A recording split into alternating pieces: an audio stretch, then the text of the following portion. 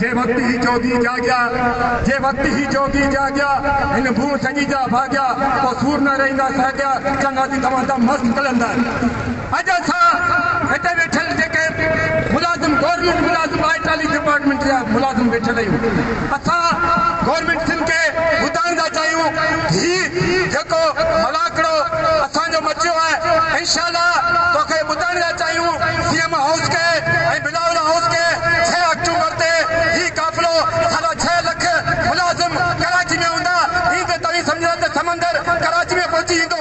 असां ॿुधाइण था चाहियूं गवर्नमेंट सिंध खे तव्हांजो ही पने टुकर जेको नोटिफिकेशन कढियो आहे पेंशन कटिजी वियो सो वापसि वठियो वञे असां मुलाज़िम अॼु एतिराज में वेठल आहियूं अॼु असां ख़ुदि आहियूं असांजी भेणूं मास्तरनि टीचरूं जेके बि वेठल आहिनि सुभाणे असांजी औलाद बि असां सां गॾु हूंदो ही न सम्झो त तव्हांजा इहे घस जेके सुभाणे असांजे अॻियां निकिरी न सघो असां रेवेन्यू मुलाज़िम हर डिपार्टमेंट टीचर उस्ताद एजुकेशन फॉरेस्ट हर डिपार्टमेंट आयकारी डिपार्टमेंट सभु असीं गॾु आहियूं हिकिड़ी जदोजहद